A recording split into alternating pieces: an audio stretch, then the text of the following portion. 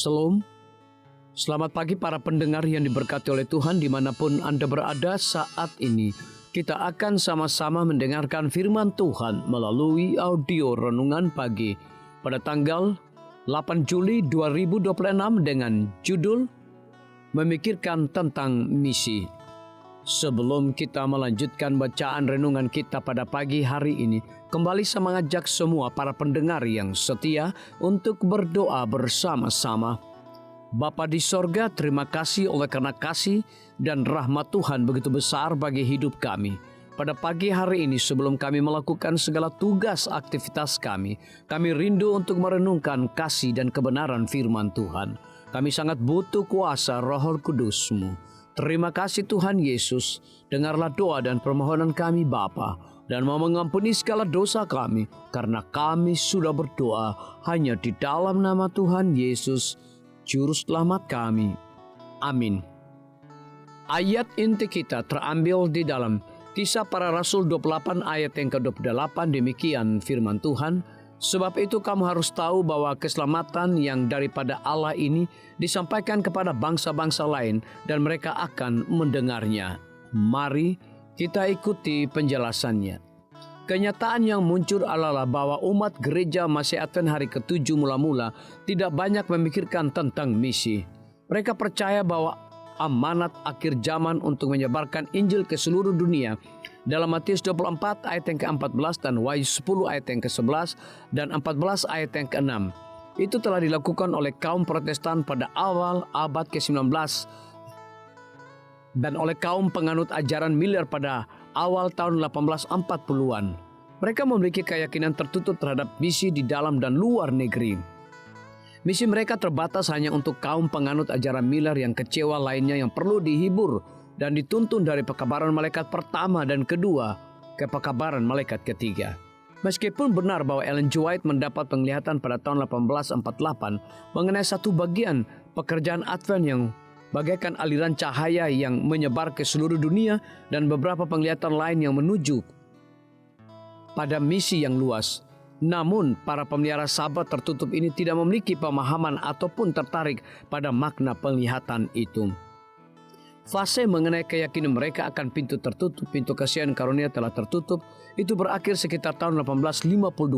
Ketika mereka menyadari telah berpandangan salah dengan menganggap masa percobaan telah ditutup.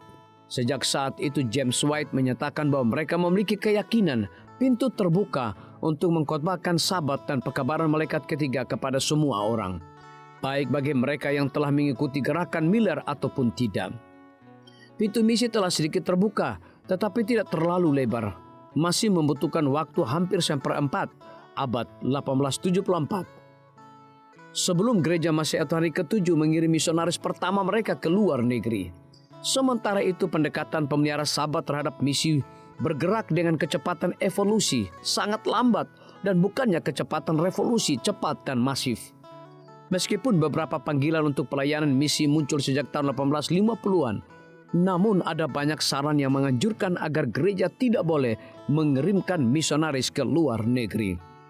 Salah satu solusi yang paling menarik untuk masalah misi ini datang dari Uriah Smith pada tahun 1859. Penundaan masa kedatangan Kristus membuat beberapa orang mengajukan pertanyaan tentang misi. Seorang pembaca review bertanya mengenai apakah pekabaran malaikat ketiga perlu disebarkan ke luar Amerika Serikat. Editor Smith menjawab bahwa hal itu mungkin tidak perlu karena Amerika Serikat terdiri dari orang-orang yang berasal dari semua bangsa. Jadi, jika pekabaran tersebut sampai kepada satu perwakilan dari setiap kelompok bahasa, maka itu sudah cukup untuk mengatakan bahwa pekabaran tersebut telah sampai ke semua bahasa dan bangsa. Tuhan, betapa sabarnya Engkau saat menuntun kami langkah demi langkah menjalani kehidupan dengan pemikiran kami yang sempit ini. Biarlah bacaan renungan kita saat ini akan menjadi berkat bagi kita semua. Kembali saya mengajak semua para pendengar yang setia untuk berdoa bersama-sama. Bapa kami yang bersemayam di dalam takhta kerajaan sorga, terima kasih Tuhan Yesus. Oleh karena firman-Mu pada pagi hari ini memberikan berkat dan kekuatan rohani bagi masing-masing kami. Pada saat ini hamba berdoa untuk pemerintah kami.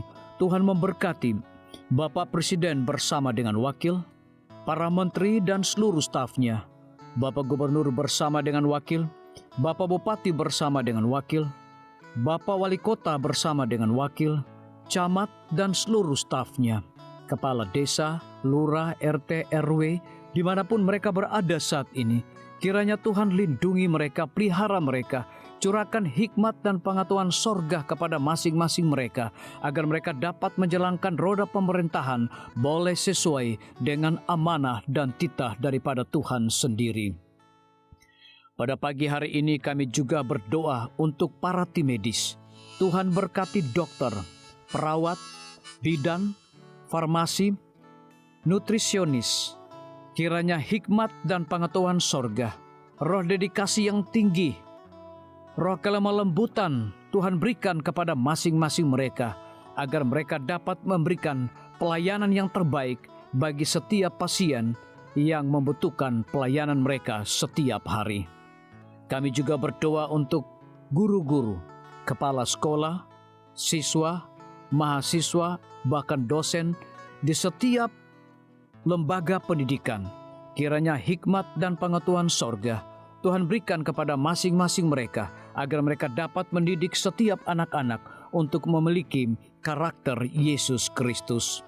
Hamba juga berdoa untuk TNI, Polri, PNS, wira swasta, petani, nelayan, ojek online dimanapun mereka berada. Kiranya berkat dan sukacita sorga Tuhan juga berikan kepada masing-masing mereka, agar mereka juga menjadi saluran berkat bagi sesama manusia. Para pendengar yang setia yang berulang tahun saat ini dimanapun mereka berada, biarlah dengan bertambahnya usia, mereka semakin hidup bersyukur dan berterima kasih kepada Tuhan setiap saat.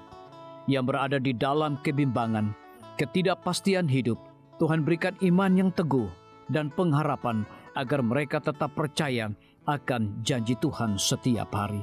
Terima kasih Tuhan Yesus, dengarlah segala doa dan permohonan kami Bapa, dan mau mengampuni segala dosa kami, karena kami sudah berdoa hanya di dalam nama Tuhan Yesus, Juru Selamat kami.